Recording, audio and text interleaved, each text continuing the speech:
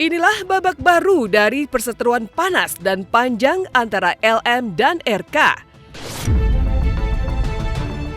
Ya, pasca resmi ditetapkan sebagai tersangka dugaan pencemaran nama baik terhadap mantan Gubernur Jawa Barat, mantan model majalah dewasa LM justru pamer aktivitasnya di media sosial.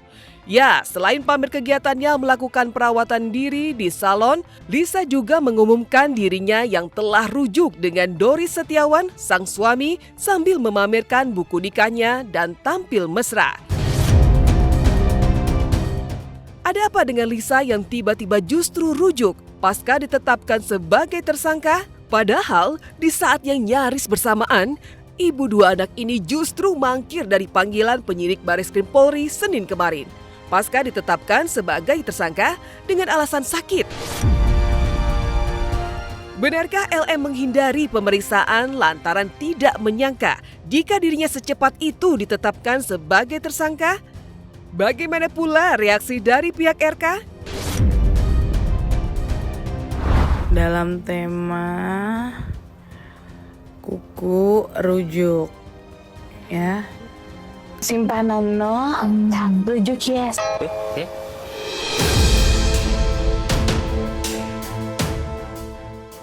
Betul, tapi karena ada satu lain hal ya demi anak gitu kan, kita benar-benar ngurangin ego banget lah untuk itu gitu. Justru jadi kayak pengantin baru. Kan 2 bulan terpisah ya, kurang lebih 2 bulan, hampir 3 bulan gitu. Jadi ya sudah gitu. Dorongan dari keluarga juga sih gitu. Ya pokoknya doain aja lah Mbak yang baik-baik. Kebetulan hari ini saya mewakili klien saya Lisa Mariana untuk pemanggilan sebagai tersangka.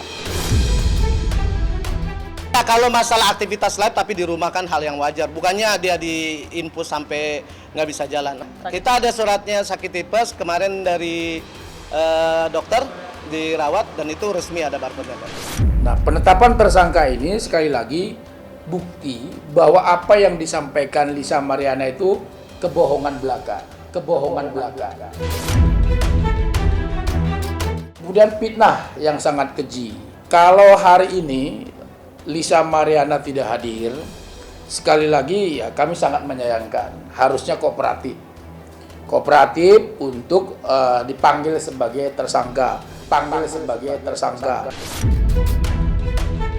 Ingat bahwa penyidik juga punya hak secara hukum untuk menangkap. Ya makanya kan kalau misalkan terkait hukum, aku nggak mau berstatement apapun di sini, takut blunder, mendingan langsung tanya ke pihakku begitu.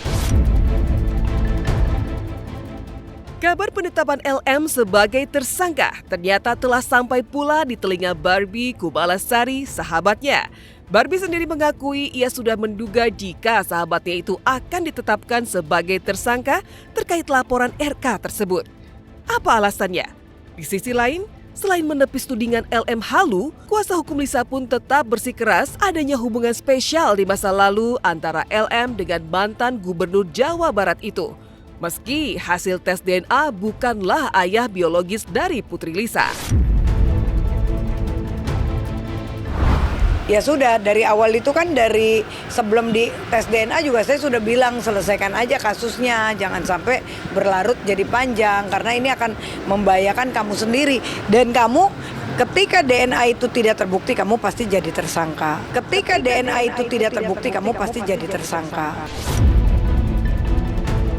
Ya, karena ini kan berjalan masalah pencemaran nama baik, ini pencemaran nama baik siapa? Karena kan sebab akibatnya itu kan jelas ada. Bukan halusinasi klien kami sendiri yang bahwa dia bermimpi pernah kenal dengan mantan gubernur. Jadi saya rasa tidak perlu terlalu dirame-ramekan lagi. Pihak RK sendiri mengapresiasi tinggi langkah penyidik Bareskrim Polri yang telah menetapkan LM sebagai tersangka dan mengharapkan hal bisa menjadi efek jera. Karena RK mengaku ia sempat mendapat cemooh dan cibiran dari masyarakat gara-gara pengakuan LM punya anak darinya. Tapi benarkah RK menduga bahwa LM sebenarnya sudah menyerah dan mengulur-ulur pemeriksaan karena sudah tak ada harapan untuk lolos dari jerat hukum? Biar nggak berlarut-larut, biar tuntas, sehingga masyarakat tidak disuguhi oleh hal-hal yang tidak sepenuhnya perlu dijadikan konsumsi publik, kira-kira begitu. Ya, imbasnya kan teman-teman lihat sendiri dong di netizen itu seperti apa. Kan begitu, ya cemoohan dari masyarakat, ya kan begitu, cibiran, kan begitu. Tentu kami mengapresiasi langkah yang diambil tegas oleh pihak Barreskrim Mabes Polri, penetapan tersangka kepada Lisa Mariana. Bagi kami sekali lagi, ya kami harapkan kenapa Pak Ridwan Kamil menempuh upaya hukum ini terus dan tidak ada damai, ya supaya ada efek jerah. Kagetlah dia seorang ex gubernur menggugat seorang ibu ya yang sudah dirugikan. Saya berani menyuarakan seperti ini karena memang saya memperjuangkan hak-hak anak saya.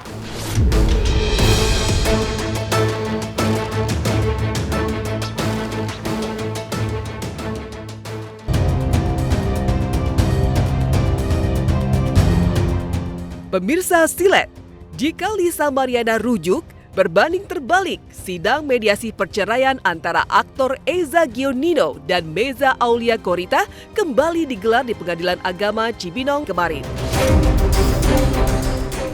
Namun sepertinya harapan untuk mempertahankan rumah tangga semakin sulit digapai. Hal itu lantaran mediasi antara kedua belah pihak dinyatakan gagal. Eza berharap dapat memperbaiki hubungan pernikahannya. Namun di sisi lain, Meza tetap bersikeras untuk berpisah dari pria yang sudah 7 tahun jadi pendamping hidupnya itu. Eza yang masih menggenggam harapan sempat memohon perpanjangan masa mediasi. Ia mengaku belum siap berpisah, tapi hakim bergeming, permohonan ditolak. Sidang pun resmi berlanjut ke pokok perkara.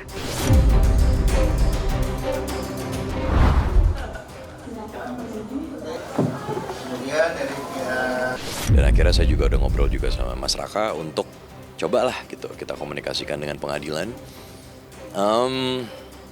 Coba untuk mediasi ini diperpanjang selama 1 bulan ke depan.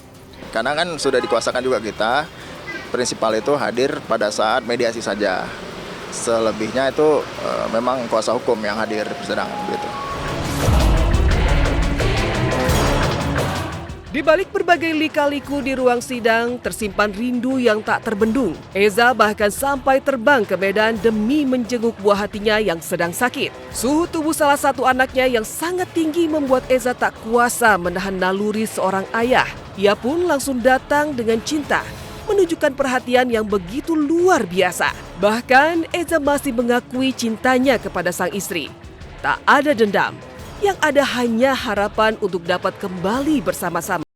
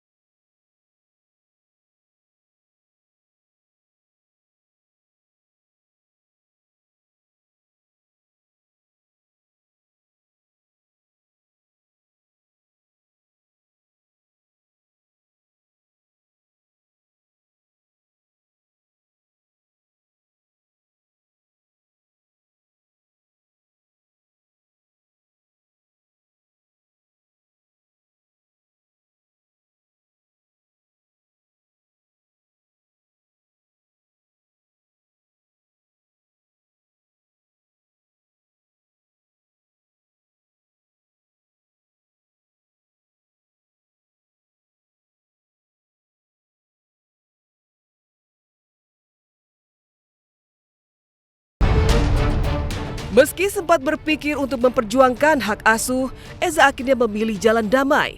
Ia tak ingin memisahkan anak-anak dari ibunya. Untuk membuktikan betapa besar cintanya, Eza tak hanya hadir secara emosional, tapi juga finansial. Ia pun berencana membelikan rumah untuk Meiza dan anak-anak serta menyepakati nafkah sebesar 20 juta rupiah per bulan. Jujur ya gitu, nih sekali lagi saya manusia biasa, ya gitu, sekali lagi saya manusia biasa. Kadang ada momen di mana saya ngerasa, apa saya harus fight untuk ngambil hak asuh anak gitu ya. Tapi satu sisi, ya Allah saya nggak mungkin memisahkan anak-anak saya dari ibunya. Ya Allah saya nggak mungkin memisahkan anak-anak saya dari ibunya. Biarkan saya yang bekerja keras di sini, biarkan nanti saya yang datangin anak-anak aja. Alhamdulillah ya Allah gitu loh, terima kasih ya Allah, Eca hatinya sudah dilembutkan ya gitu loh, sesuai dengan doa saya selama ini supaya kita ini bisa berkomunikasi dengan baik. 20 ke atas lah mungkin, tapi itu juga bisa lebih ya, karena kan pendidikan dan kesehatan itu di luar daripada nafkah ya, yang di rumah betul untuk tempat tinggal Mbak Eca, anak-anak. Baik pihak Eca maupun Eza sudah bersepakat untuk bercerai, dan pengasuhan anak sudah disepakati diasuh oleh Eca gitu. Untuk nafkahnya per bulannya berapa sudah disepakati juga.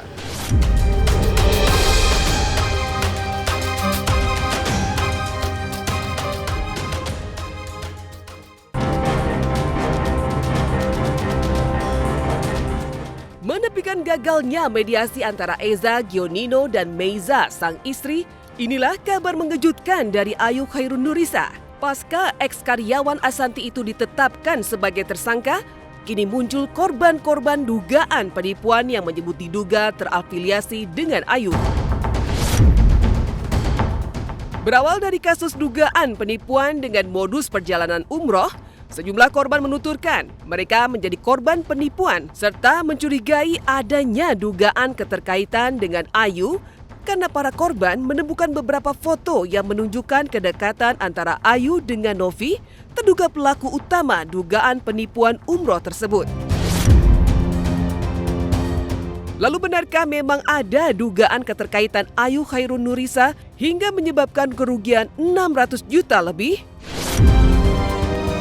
Dengan adanya dugaan tindak pidana penipuannya nggak main-main di sini. Penipuannya tentang terkait umroh yang diduga dilakukan oleh Ibu Boki Rusun Noviana. Boki Rusun Noviana. Jadi korbannya ada banyak, ada puluhan yang kami terima. Sebagian sudah memberikan surat kuasa ke kami, sebagian masih dalam proses. Kerugiannya bermacam-macam dari yang cuma jutaan sampai yang ratusan juta. Kami duga dekat dengan saudara Ayu yang saat ini sedang berkonflik hukum dengan Ibu Asanti. Saya seharusnya berangkat umroh itu di Februari 2024. Tapi nggak jadi berangkat dan kerugian saya sekitar 8 juta. Ada foto yang mengidentikan terlapor dari rekan-rekan atau pemilik travel umroh dengan Ibu Ayu yang menjadi pelapor dan terlapor di perkara kami. Tadi dari info Pak Hendro ada sekitar 640 jutaan, tapi masih bertambah terus. Aduh, jangan main-mainin hukum deh ya. Jangan, kalau gini loh, udah bilang hilaf, udah bilang salah, udah apa, terus kamu mau apa gitu. Yang tak kalah mengejutkan, konon Pak Tarno juga diduga menjadi korban dugaan penipuan Novi yang disebut dekat dengan Ayu Khairun Nurisa, eks-karyawan Asanti. Ya, Pak Tarno yang kini dalam kondisi sakit stroke kabarnya mengalami kerugian hingga 50 juta. Lantaran mobil yang dibelinya ternyata tak kunjung ada. Selain itu ini pelaku juga udah berkali-kali. Sebelumnya juga diduga si pelaku ini adalah orang yang sama yang menipu Pak Tarno. Salah satu korban dan disampaikan oleh Pak Hendro tadi ada Pak Tarno yang merupakan artis senior, pesulap, itu juga menjadi salah satu korban dari travel ini. Iya, dulu ketipu duitnya ketipu orang katanya. Mau mobil ketipu. Mau beli mobil katanya, terus mobilnya nggak ada, duitnya dibawa orang. Bertaubatlah sayangku, bertaubatlah. Meski telah melaporkan kasus ini ke 4 kantor polisi sekaligus, yakni Polres Bekasi, Polres Tangsel, Polres Jakarta Timur, dan Jakarta Pusat, namun para korban dan tim kuasa hukumnya yang juga menggandeng kuasa hukum Ashanty meminta bantuan kepada Ashanty untuk sama-sama menjerat Novi lewat jalur hukum. Lantas bagaimana reaksi pihak Ashanty? Makanya kami datanglah ke tempat Bu Ashanty karena untuk apa sih? Untuk tujuan kami untuk memviralkan memang. Kenapa? Supaya cepat ketemu si pelaku ini. Perkaranya Bu Ashanty sedang berjalan di Polda yang kami laporkan. Minggu ini sudah ada pemeriksaan dan yang statusnya Bu Ayu di Tangerang Selatan sudah tersangka. Jadi kami juga akan mengawal itu. Kami akan memberikan bukti-bukti tambahan yang diperlukan oleh penyidik. Setali 3 uang dengan Ayu, mantan karyawan Ashanty, aktris Sandra Dewi kini juga kembali menjadi sorotan panas publik. Di tengah kasus dugaan korupsi pengelolaan komoditi timah yang menjerat sang suami, Harvey Muiz, Sandra kini diketahui mengajukan keberatan ke Pengadilan Negeri Jakarta Pusat. Dalam gugatannya, ia meminta agar sejumlah aset yang turut disita, diantaranya 88 tas-tas branded bernilai fantastis dan mobil mewah yang merupakan hadiah ulang tahun dari Harvey, agar dikembalikan. Menurut Sandra, barang-barang tersebut adalah hasil kerja pribadi dan pemberian sah dari suami, bukan bagian dari aliran dugaan dana korupsi. Sandra juga mengaku sudah memiliki perjanjian pisah harta sebelum menikah sebagai bukti bahwa aset miliknya berdiri sendiri dan tidak terkait dengan kasus sang suami. Aksi Sandra Dewi ini pun langsung jadi sorotan dan menuai hujatan warganet. Di tahun 2012 saya memulai yang namanya endorsement. Di tahun 2014 ada 23 lebih dari 23 toko-toko tas branded di Indonesia ini yang endorse saya, yang memberikan saya tas. Di dalam dakwaan penuntut umum kan ada 88. Jadi saksi saya banyak kalau tas-tas ini endorsement dan tidak pernah dibeli oleh suami saya, karena suami saya tahu saya sudah mendapatkan tas-tas ini dari tahun 2014. Kalau saya ini punya pendapatan sendiri, tas-tas itu sudah 10 tahun saya mendapatkan endorsement dari lebih dari 23 toko tas-tas branded Indonesia yang mengendorse saya. Mas-mas juga saya dapatkan dari brand yang saya iklankan selama ini. Memang ada 88 kalau saya nggak salah, itu memang barang milik Ibu SD, bukan dari pemberian dari Pak HM. Tapi saya nggak tahu kenapa itu pun ikut disita oleh pihak penuntut. Sebelumnya diketahui ada 88 tas mewah dengan berbagai merek milik Sandra Dewi yang disita dalam kasus korupsi Harvey Muiz. Namun aksi Sandra justru memicu gelombang komentar pedas dari netizen. Di media sosial, sebagian warganet ramai-ramai menyindir dan mempertanyakan klaim Sandra terkait aset-asetnya yang disita tersebut. Si paling mandiri, yang katanya nggak pernah dapat apa-apa dari suaminya. Masyarakat juga minta balikin uang yang sudah kalian nikmatin ke luar negeri, sampai beli barang-barang mewah. Kalau memang itu sudah masuk di dalam dakwaan, kita berharap hakim ataupun jaksa harus berani menetapkan Sandra Dewi itu sebagai pasal 55-nya, yaitu terkait menikmati dari hasil korupsi yang dilakukan oleh Harvey Muiz. Dan memang itu sudah terbukti dari barang-barang yang disita dari pihak kejaksaan berupa harta benda milik Sandra Dewi yang berbentuk tas bermerek.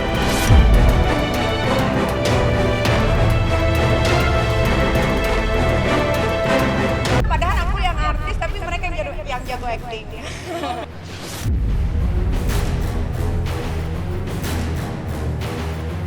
Suasana panas kembali mewarnai sidang lanjutan kasus dugaan pemerasan dan tindak pidana pencucian uang yang mendudukan Nikita Mirzani sebagai terdakwa. Bagaimana tidak? Menjawab pledoi Nikita Mirzani yang dibacakan pekan lalu, jaksa penuntut umum dalam repliknya justru secara tegas dan lugas menolak seluruh pledoi atau nota pembelaan Nikita Mirzani. Tidak hanya itu, dalam sidang yang digelar di Pengadilan Negeri Jakarta Selatan kemarin, jaksa penuntut umum bahkan menyebut terdakwa sejak awal sudah punya niat jahat dan menyindir tim kuasa hukum Nikita dengan meminta mereka untuk belajar ilmu hukum lagi. Lantas apa tanggapan Nikita Mirzani terkait penolakan JPU atas pledoinya?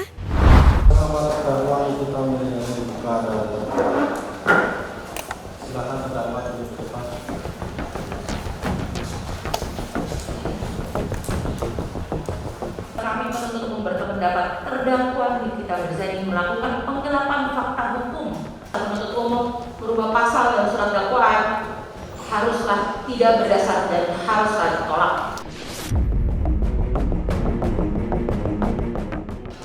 Ya kan emang gitu, kalau replik dari jaksa kan ya jaksa pasti nolak-nolak. Tapi ya lucu aja sih. Iya, padahal aku yang artis tapi mereka yang jago acting. Tapi tadi sister Hausa Permi Putri cantik dia, makeup tebel banget. Dibilang ada niat jahat gimana? Dibilang ada niat jahat ya, dia selalu berasumsi sendiri, nggak apa-apa lah. Saya juga kaget ya.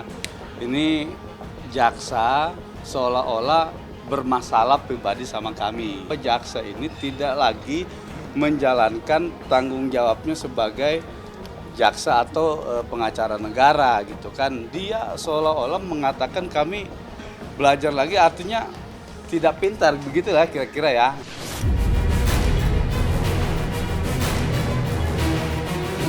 Terlepas dari penolakan JPU atas pledoinya, Nikita Mirzani justru menilai jaksa penuntut umum yang menyidangkan kasusnya kurang oke. Dan bahkan juga ia sebut banyak terlibat kasus. Lantas benarkah Nikita akan mengirimkan surat ke Presiden Prabowo untuk meminta perlindungan hukum? Selalu bermasalah, iya kurang oke. Iya, JP Donat tuh kasusnya banyak, Putri Manurung juga ada kasus. Jaksa gue berkasus semua. Meminta perlindungan hukum ya kepada Presiden, termasuk kepada Kejaksaan Agung juga, untuk berkirim surat ke Presiden.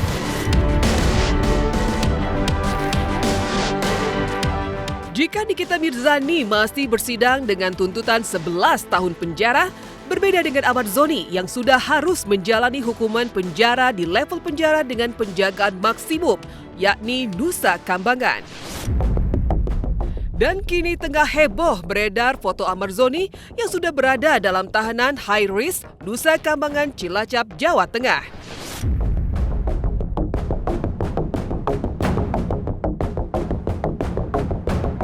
Dalam foto itu terlihat mantan suami Aris Bella itu sedang antri untuk masuk ke sel. Foto Amar sontak jadi sorotan lantaran kondisinya yang sangat berbeda dari sebelumnya, di mana kini Amar berkepala pelontos. Amar juga terlihat mengenakan seragam tahanan Nusa Kambangan berwarna oranye dengan mata tertutup serta dengan tangan dirantai.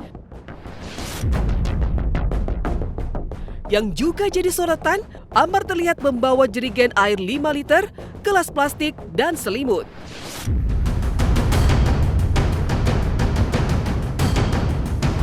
Kami dari keluarga juga sangat menyesal juga ya, menyesal dan sangat iba melihat keadaan si Amar gitu kan. Ternyata kan besok mau keluar tuh, kalau salah tuh informasi ya, asimilasi Desember ya. Kan proses hukum ya itu ya. Jadi sedang dijalani proses hukum itu ya, apakah mungkin terbukti dia bersalah atau tidaknya kan di dalam lapas itu dia melakukan suatu tindakan apa itu kan.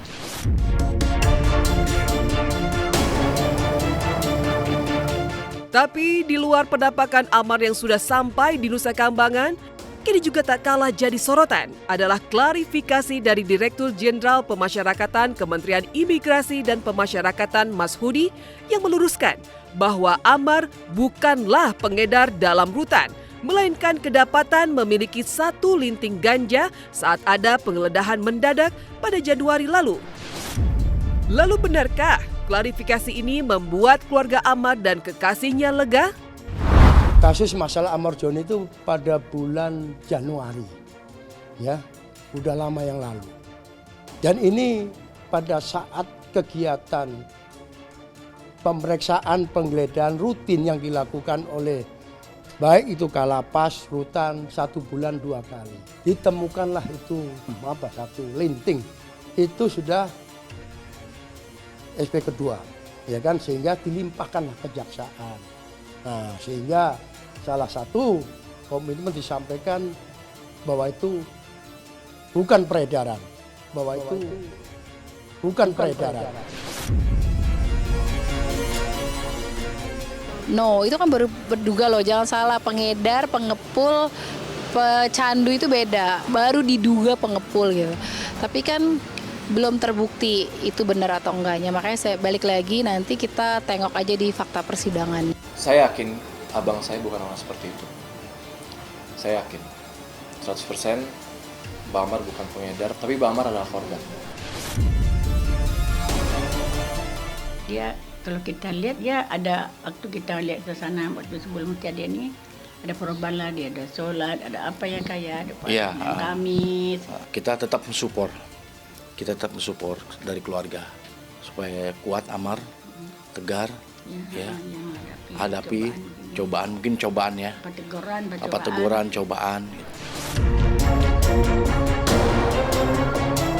Menepikan heboh foto Amar Zoni yang sudah berada di Nusa Kambangan. Selanjutnya, ada Cikita Medi yang meluangkan waktunya untuk quality time bersama putra semata wayangnya, Javier Raisya Aditya, yang kini berusia 6 tahun. Ditemani juga oleh sang adik, mantan penyanyi cilik itu mengajak Javier berenang. Dan inilah keseruan mereka yang diliput secara eksklusif oleh tim Silep. Halo pemirsa Silep, wah senang banget ya udah ngikutin aku. Sekarang aku nemenin Javier sama adik aku berenang. Sini sayang. Halo, seru nggak? Seru nggak? Nggak bisa. Hah? Seru nggak? Nggak bisa. Seru.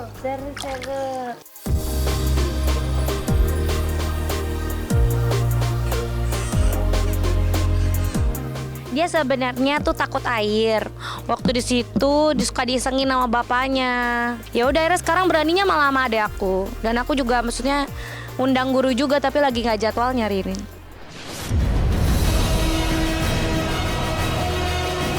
Di tengah momen quality time penuh kebahagiaan bersama anaknya, kepada tim Silep, Cikita Medi juga mengungkapkan tengah merasakan kekecewaan.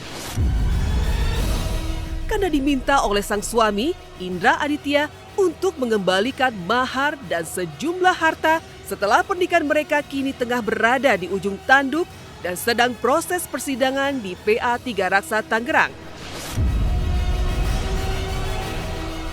Tak tanggung-tanggung, mahar tersebut berupa 25 gram logam mulia, hadiah emas dan berlian, serta DP rumah yang nilai secara keseluruhannya mencapai hampir 1 miliar.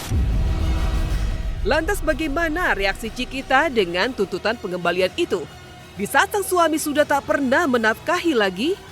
Benarkah jika almarhumah ibu mertuanya sempat meminta Indra untuk membaca janji dalam bentuk siga tahlik sebelum menikah, yang berisi komitmen untuk selalu menafkahi, setia, dan tidak berselingkuh? Karena yang aku gugat sebenarnya satu adalah hasanah dan nafkah anak. Simple gitu. Jadi nggak perlu drama kayak gini. Kebetulan kan suami mengajukan rekonvensi tiba-tiba di sidang ke-7 untuk mengembalikan mahar. Kan maharnya untuk ijab kabul itu kan 25 gram.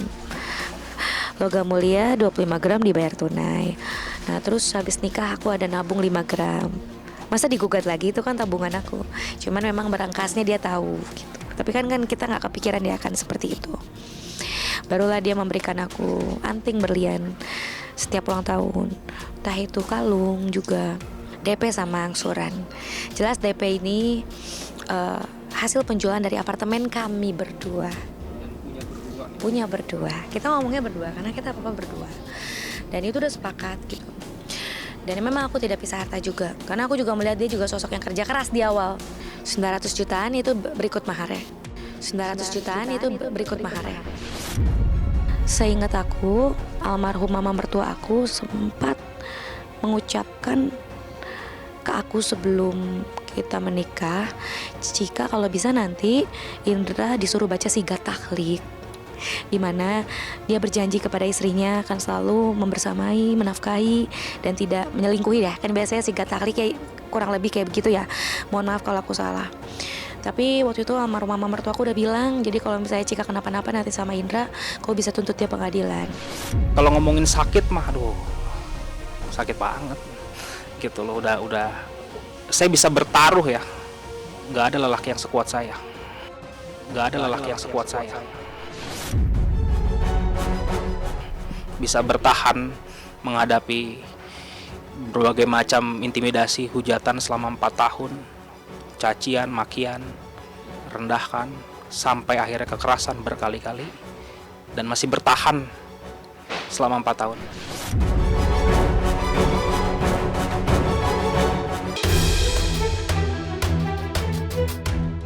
Pemirsa Silat, setelah melalui berbagai drama hingga 3 kali ditolak gugatan cerainya, kini proses perceraian Andre Taulani dan Erin Wartia Trigina kembali memanas. Pasca mediasi gagal dan konflik justru semakin pelik di tengah panas proses perceraian, Minggu 19 Oktober kemarin, Erin memberikan kejutan spesial untuk anak bungsunya Arlova Karissa Taulani yang kini genap berusia 14 tahun. Mereka pun merayakan hari lahir Arlova dengan makan malam di sebuah restoran mewah bersama keluarga. Kejutan ulang tahun itu tak biasa. Erin menghadiahkan kue uang bertingkat yang menjulang tinggi lengkap dengan kotak uang yang dihias khusus. Selain itu, Arlova juga menerima 1 set mainan labubu kecil. Namun satu hal yang menjadi sorotan netizen, Andre Taulani tak tampak hadir. Hal ini pun memicu sorotan publik. Happy birthday, happy birthday, happy birthday to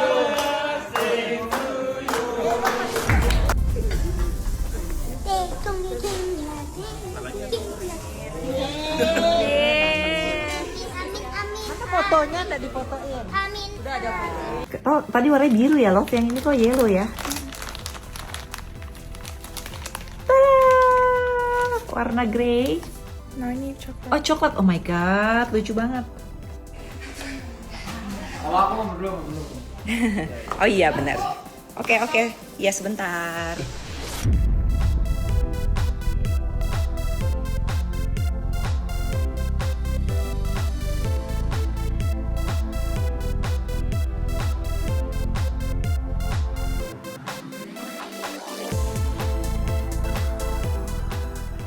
Kalau masalah rumah itu sudah tidak satu rumah. Jadi Pak Andre sudah berpisah, sudah tidak satu rumah lagi. Yang T di rumah yang di kesehatan, untuk Pak Andre-nya sudah di apartemen, sudah tidak satu rumah. Intinya sudah 1 tahun tidak satu rumah, intinya seperti itu. Harapannya nih Pak Haji dan persiapannya. Semoga bisa mendapatkan hasil yang baik untuk semua. Capek nggak sih Pak Haji bolak-balik pengadilan Pak Haji? Jangan, ini kan perjuangan.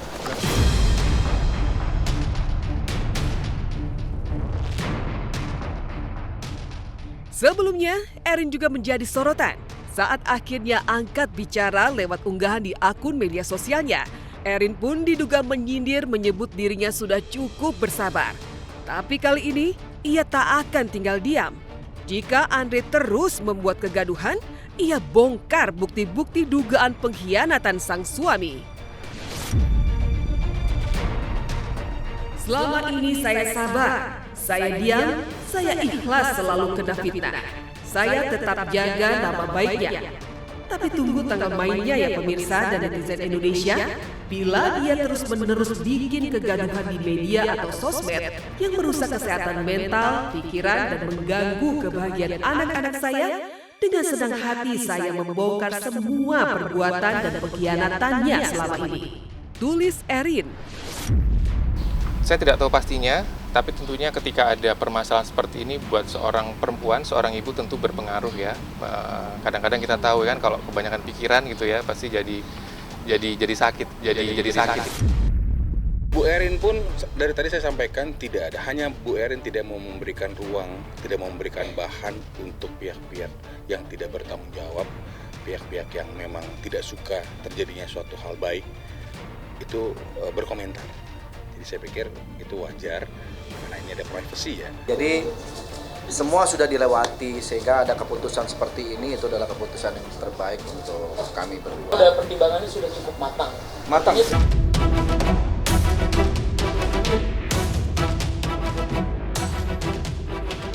Seperti diketahui sebelumnya, viral di media sosial soal alasan Andre Taulani menggugat cerai Erin Wartiatri-Gina. Dalam surat-surat diduga gugatan yang tersebar, Erin disebut tidak peduli terhadap keluarga Andre dan kerap bersikap kasar dan melakukan perbuatan tidak menyenangkan terhadap para pegawai dan asisten rumah tangga di rumah. Andre juga menyoroti gaya hidup Erin yang dinilai terlalu boros. Dalam isi gugatan, ia menyebut sang istri kerap memesan makanan mahal lewat aplikasi daring dengan pengeluaran yang disebut mencapai 2 juta rupiah per hari.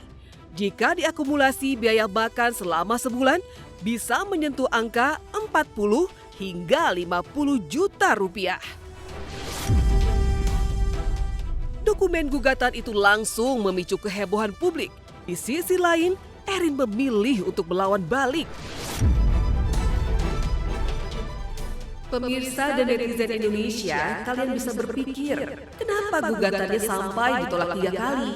Artinya, gugatannya kosong, tidak kuat. Fitnah-fitnah itu saya buktikan di pembuktian dan saksi-saksi. Tulis Erin. Masalah isu hedon, kalau emang kita keluarga bisa mampu, kenapa tidak? Gitu ya. Jadi kalau kita puji syukur tiba-tiba kita dapat duit karena keluarga kita atau suami kita dapat berkat gitu ya, kita bisa dapat duit dan kita pakai untuk jalan-jalan atau untuk beli pakaian dan sebagainya. Saya pikir itu wajar ya, nggak ada yang salah di situ. Dan ya kalau tadi disampaikan ada yang komen gini, saya rasa itu memang semua ada aja komen-komen kayak begitu kan. Ini kita tidak membahas harta milik Allah Subhanahu wa taala. Itu hanya titipan, itu hanya titipan. Ya coba tanya mereka aja. Kalau orang cerai apa hanya cerai? Terus ditinggalin gitu aja? Itu aja, coba aja tanya dulu. Apa oke ya, udah 19 tahun, 20 tahun, udah cerai ya, bye. Tapi memang kami kan berusaha untuk namanya hidup rumah tangga, ketika ada sebuah permasalahan pastikan mencoba untuk memperbaiki gitu ya. Dan kami pun juga sudah melakukan itu semua. Tapi memang pada akhirnya kami harus berpisah, itu udah sendiri keputusan yang terbaik untuk kita.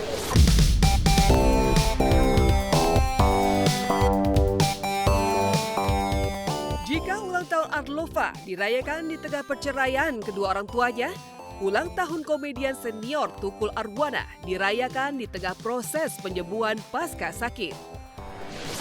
Ya, sosok yang sempat mengalami pendarahan otak di tahun 2021 itu baru saja merayakan hari jadinya yang ke-62 pada 16 Oktober 2025 kemarin. Momen ulang tahun tersebut dirayakan dengan hangat oleh sahabat-sahabatnya, Vega Darwanti dan Pepi yang sama-sama menjadi host dalam program yang dulu sering mereka bawakan bersama. Mereka datang membawa kue ulang tahun sebagai kejutan. Tukul menyambut dengan senyum tipis dan jempol terangkat. Pepi yang duduk di sisi kanan Tukul turut melontarkan candaan. Begitu pula Vega turut mengajak Tukul bercanda, membuat suasana di ruangan itu tak hanya haru, namun penuh sukacita. Happy birthday, happy birthday, happy birthday to you. Tiup pipi Pepi. Yang ulang tahun dia. Lihat dulu nih. Ada aku. Siapa ini? Mas tuh. Mas siapa? Mas Tukul. Mas ini. Kalau kartu itu ceritanya aku tuh di situ. Ingat gak tuh posisi merah? Itu Mas. Pepi bos keluar. Masa sih? Pepi mau sholat. Pom bensin kali. Semoga kita doain, kita berdoa dulu ya. Semoga di ulang tahun Mas Tukul. Amin. 25 ya. Tetap muda. Tetap muda, awet muda. Muda tetap. Doa yang terbaik buat Mas Tukul ya. Panas. Ada ketan bibirnya. Di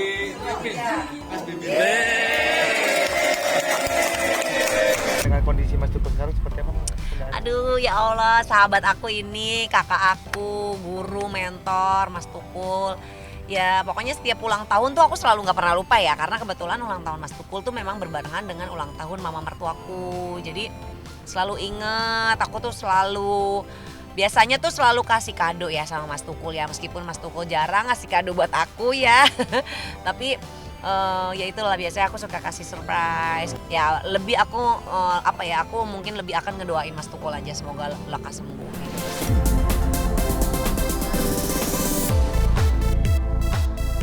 Mendapat kejutan dari sahabatnya, Tukul Arwana tampak begitu senang.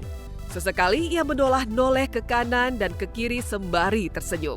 Meski tak banyak berbicara, Tukul menunjukkan gestur senang dengan kejutan tersebut. Momen haru berlanjut saat Vega menyuapi kue ulang tahun ke Tukul. Gestur sederhana itu justru menggetarkan hati netizen. Banyak yang menuliskan doa, berharap Tukul segera pulih dan bisa kembali menghibur seperti dulu.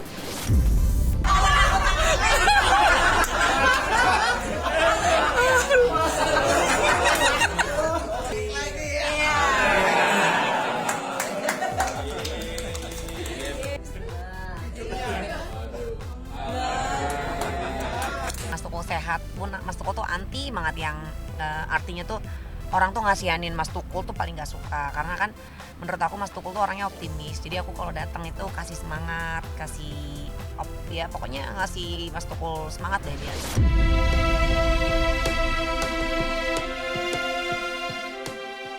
Seperti diketahui, Tukul Arwana mengalami pendarahan otak pada akhir 2021. Hal itu membuat Tukul mengalami stroke.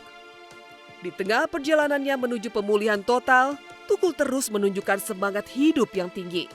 Hal itu tampak kondisinya kini sudah semakin membaik. Penampilannya juga semakin segar.